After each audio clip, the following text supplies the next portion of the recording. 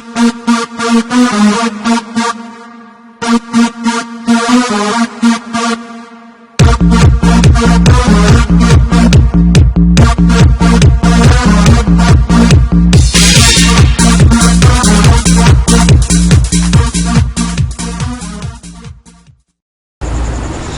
वालेकुम, welcome to my next tutorial. इस tutorial में मैं आपको बेसिकली बताऊंगा कि हमारा जो था अर्ली बाइंडिंग, जिस तरह मैंने आपको पिछली, ठीक है, इसमें मैं आपको बताऊंगा अर्ली बाइंडिंग और लेट बाइंडिंग के बारे में। सबसे पहले हम पढ़ते हैं अर्ली बाइंडिंग।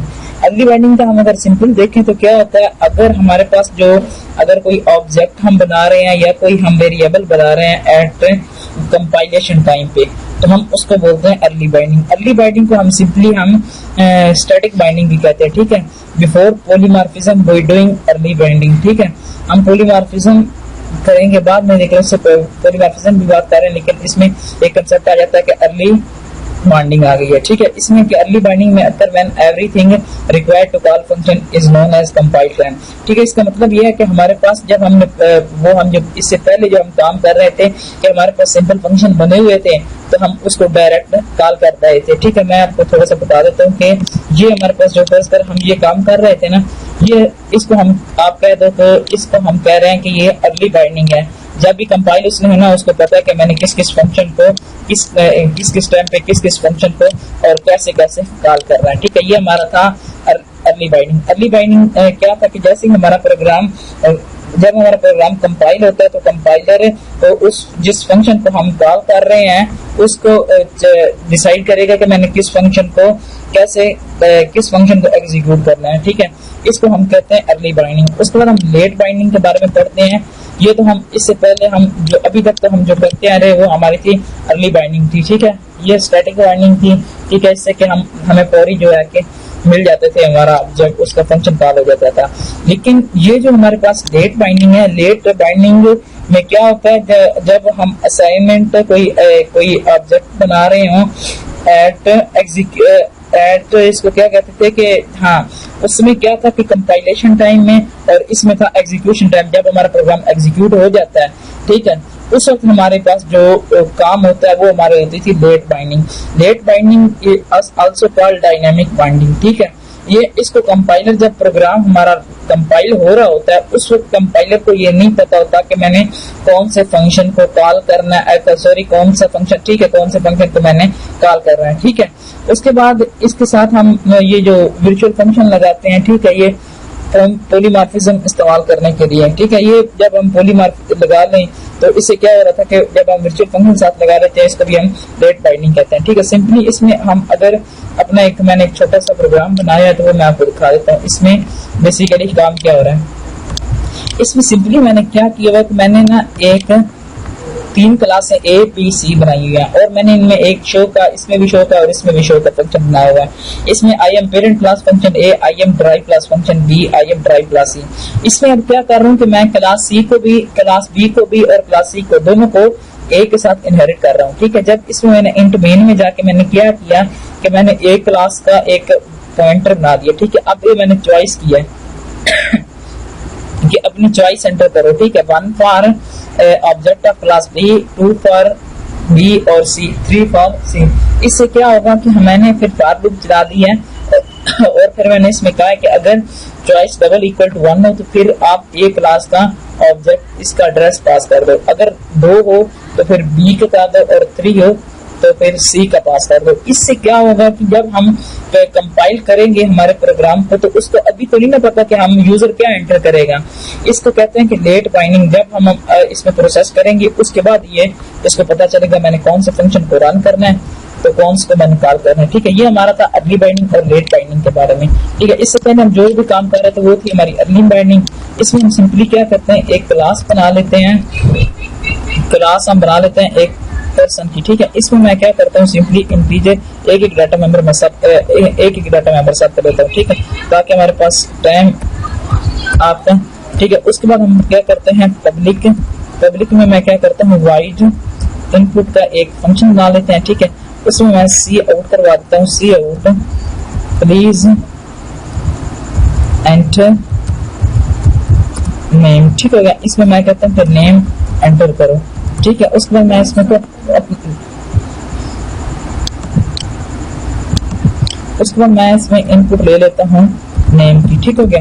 उसके बाद मैं इधर क्या करता हूँ, वाइड डिस्प्ले फंक्शन को वाइड एक शो फंक्शन बनाता हूँ, जिसमें मैं क्या काम कर रहा हूँ, सी आउट करा देता हूँ, सी आउट, ठीक है, नेम, ठीक हो गया। उसके बाद इधर मेरी वो टी रह गया तो मैं टी भी साथ डाल देता हूँ, ठीक है। उसके बाद मैं इसी चीज को कॉपी करता हूँ और मैं इधर 2 दफा पेस्ट कंट्रोल भी कर देता हूँ, ठीक है। अब मैं सबसे पहले इसमें क्या करता हूँ, पर्सन की बजाय मैं इधर स्टूडेंट ले लेता हूँ, स्टूडेंट, ठीक है। और इसको मैं क्या करता हूँ, पब्लिकली इनहेरिट करा देता हूँ पब्लिकली पर्सन के साथ, ठीक है।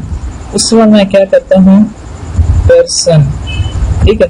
अब इसमें मैं क्या करता हूँ, स्ट्रिंग नेम, इसमें अब मैं करता हूँ एक स्ट्रिंग नेम की बजाय मैं इसमें ले लेता हूँ इंटीजर रोल, उसका ले लेते हैं, ठीक है। इसके सी इन में करा देता हूँ, प्लीज एंटर रोल नंबर, ठीक है, रोल नंबर करवा देगा और साथ इसको रोल पास कर देगा, ठीक हो गया। उसके बाद मैं इधर भी रोल नंबर लिखूंगा ताकि हमें बाद में कोई मिस्टेक ना बने, ठीक हो गया। इसमें अपना पर्सन की बजाय इसमें कर लेता हूँ स्कॉलरशिप कर लेता हूँ, स्कॉलर कर लेता हूँ, ठीक है।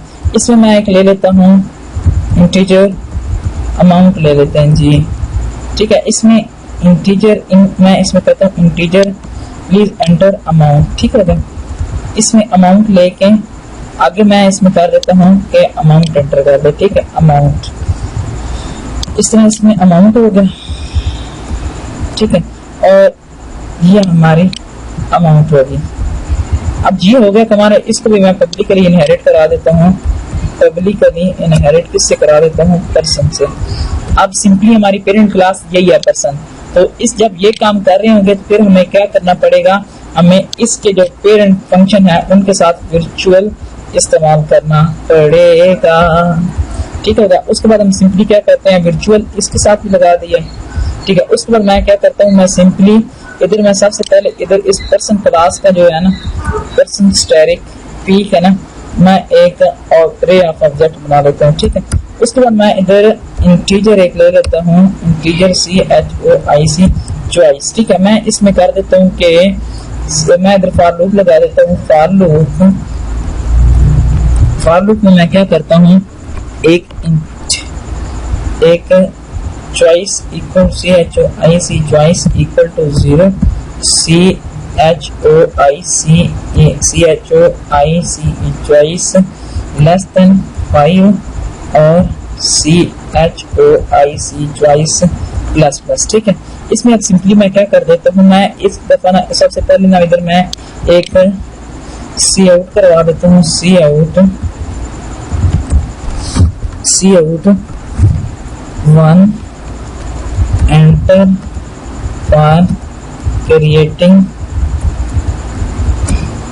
object of class A, ठीक हो गया। उसके बाद मैं इसी चीज को ले लेता हूँ और 2 दफा पेस्ट कर देता हूँ, कंट्रोल V, और इधर मैं ले लेता हूँ C, इधर ले लेता हूँ B। अब इधर हमारे पास B के कंसेप्ट ये है कि इधर हम पर्सन लिख लेते हैं ताकि हमें बकायदा हमें पर्सन, इधर हम स्टूडेंट लिख लेते हैं, ठीक है, हमारी जो क्लासेस हैं, ताकि स्टूडेंट के बाद हमारी इधर स्कॉलरशिप लिख लेते हैं, स्कॉलरशिप, ठीक हो गया। उस पर मैं इसमें क्या करता हूँ, 2 कर लेते हैं जी, उसके बाद 3 कर लेते हैं जी। आगे मैं इसकी क्या इधर सी इन ले लेता हूँ, सी इन क्या ले लेते हैं, CHOIC चॉइस। इसमें आगे कंडीशन लगा देता हूँ, if CHOIC choice double equal to 1, ठीक है। अब हमने क्या करना है, हमने 1 के लिए क्या करना है कि पर्सन का हमने ऑब्जेक्ट बनाना है, ठीक है। तो इसमें हम सिंपली क्या करेंगे, ठीक है, इसमें हम सिंपली कॉल करेंगे कि हम उस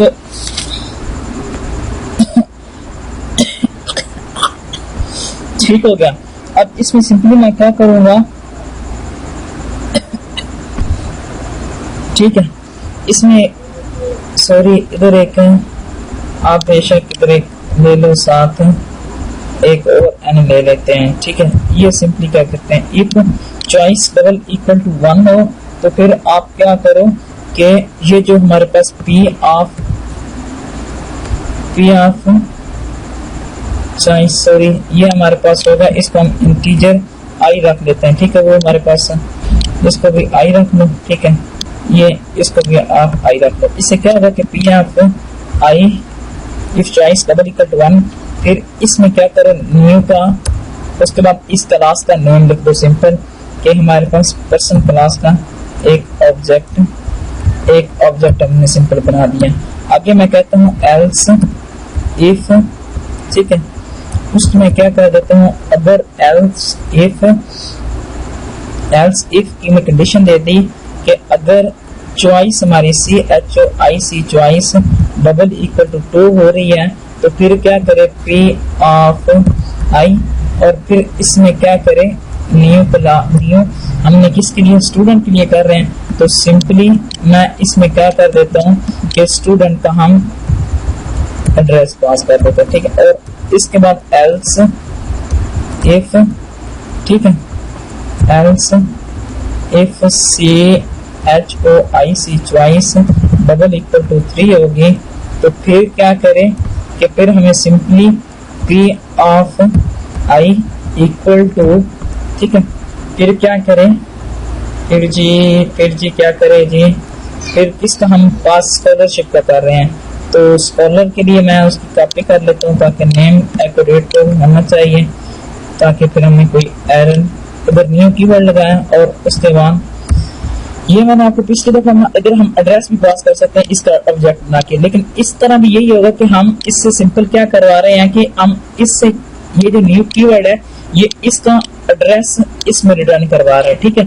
अब ये तो हो चुका है, ठीक है। अब सिंपली मैं क्या करता हूँ, अब इधर जाके एक लूप लगाता हूँ, फॉर लूप, और integer I equal to 0, I less than 3 कर लेते हैं जी, आई प्लस प्लस या 5 भी कर लो, आप 5 के लिए चेक कर लें, चेक ही हमने करना है हमने कौन सा इसमें, ठीक हो गया। इसमें हम क्या करेंगे P ऑफ आई, और उसके बाद हम इनपुट फंक्शन को हम इधर कॉल करवा लेते हैं, ठीक है।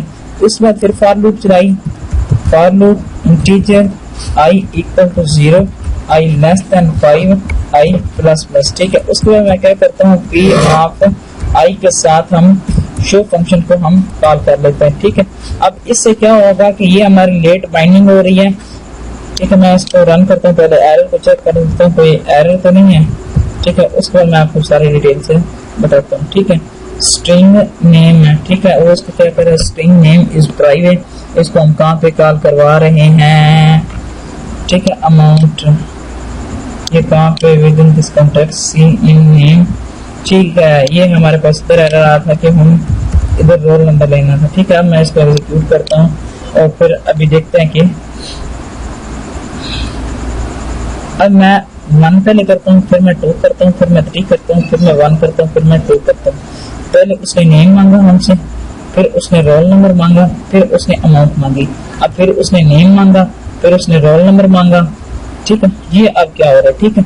इस चीज की आपको समझ उम्मीद है आ गई होगी कि इसमें क्या हो रहा था काम। ये देखें, सबसे पहले हमने इसमें क्या कहा कि आप पहले पर्सन का, फिर स्टूडेंट का, फिर स्कॉलरशिप का, ठीक है। इसमें मैंने क्या किया कि पहले ये रेट वेडिंग हो रही है, इसमें क्या किया कि अगर हम चॉइस पर एंटर करवा रहे हैं उसको डायनामिकली मेमोरी एलोकेट करवा रहे हैं कि अगर यूजर प्रेस 1 करता है तो फिर आप क्या करें कि आप इस पर्सन का एक ऑब्जेक्ट बना दें, पर्सन का एक ऑब्जेक्ट बना दें, ठीक है। उसके बाद अगर 2 हो फिर एक स्टूडेंट का ऑब्जेक्ट बना दे, उसको मेमोरी एलोकेट कर दे, अगर 3 हो फिर स्कॉलरशिप का हमें वो एक ऑब्जेक्ट बना दे उसके जरिए। उसके बाद मैंने क्या किया, मैंने एक इनपुट का फंक्शन बनाया, उसको कॉल किया, फिर उसको 5 दफा मैंने डिस्प्ले करवा दिया, ठीक है। हमने पहले किया 1 किया था तो उसने पर्सन क्लास को इस्तेमाल किया था, तो उसने पर्सन क्लास के फंक्शन को कॉल कर लिया था, उससे हमने नेम मांगा। उसके बाद फिर उसने रोल नंबर हमने मांगा था, रोल नंबर वो स्टूडेंट की बेस पे मांग रहा था क्योंकि हमने 2 के लिए स्टूडेंट दिया हुआ था। उसके बाद तीसरा हमने क्या करा था, स्कॉलरशिप हमसे मांग रहा था। ठीक है, मैं आपको दोबारा ये रन करके दिखा देता हूँ कि अभी इस यूजर को नहीं पता कि मैंने कौन सा फंक्शन किस वक्त कॉल करना है। ठीक है, मैं पहले 1 करता हूँ, फिर मैं 2 करता हूँ, फिर मैं 3 करता हूँ, फिर मैं 1 करता हूँ, फिर मैं 2 करता हूँ। अब उसने पहले नेम मांगा जो इस क्लास पर्सन की वजह से हमसे मांग रहा है। उसके बाद मैं अब ये रोल नंबर मांग रहा है, स्टूडेंट की बेस पे मांग रहा है। ठीक है, अब ये स्कॉलरशिप अमाउंट मांग रहा है इसकी बेस पे, अब फिर ये नेम मांग रहा है, इसके बाद ये रोल नंबर मांग रहा है। आप इस तरह अपनी मर्जी से रन टाइम पे उसका ऑब्जेक्ट बना सकते हैं कि हमने किस क्लास का ऑब्जेक्ट बनाना है और किससे हमने किस ऑब्जेक्ट से काम करवाना है। ठीक है, ये था हमारा लेट बाइंडिंग। हाँ, अगर आप ये वर्चुअल कीवर्ड हटा देते हो ना, ठीक है, तो इससे क्या होगा कि इसने हमेशा ही इस पेरेंट क्लास के फंक्शन को रन करना है। बेशक मैं इसको मेमोरी एलोकेट, इसमें देखो जी मैं 2 दे देता हूँ, 3 दे देता हूँ, 1 को मैं नहीं देता, मैं फिर 2 देता हूँ, फिर 3 देता। इसने क्या नेम मांगा, फिर नेम मांगा, फिर उसने नेम मांगा, फिर भी नेम मांगा, फिर उसने नेम मांगा और उसको फिर बार बार नेम को भी डिस्प्ले कराता गया। इसलिए ये जरूरी है कि आपने वर्चुअल कीवर्ड साथ जरूर लिखना है, उसके बगैर हमारा नहीं। तो हर दफा मैं आपको पिछले ट्यूटोरियल में कंप्लीट डिटेल से बता दिया कि वर्चुअल हम किस लिए इस्तेमाल कर रहे हैं, ताकि हम बार बार इस फंक्शन को कॉल ना करवाएं। हम अपनी मर्जी से जिस क्लास का हम ऑब्जेक्ट बनाएंगे उसी क्लास का। अच्छा, अगर हम सिंपली इस क्लास का ऑब्जेक्ट बना लें और इधर एड्रेस पास कर लें तब भी काम हो जाएगा। सिर्फ इसमें क्या है कि इसमें भी उसने इस क्लास का ही एड्रेस उसको रिटर्न करा रहा है इसमें। ठीक है, और फिर वो पॉइंट ऑफ लूप जब उसको डायनामिकली मेमोरी एलोकेट हो चुकी है तो फिर उसमें लूप चला के मैंने इनपुट डेली और साथ इसको डिस्प्ले करा दिया है। थैंक्स फॉर वाचिंग और मेरे चैनल को सब्सक्राइब करना ना भूलिएगा ताकि आपको लेटेस्ट अपडेट के बारे में पता चलता रहे। शुक्रिया, अल्लाह हाफिज।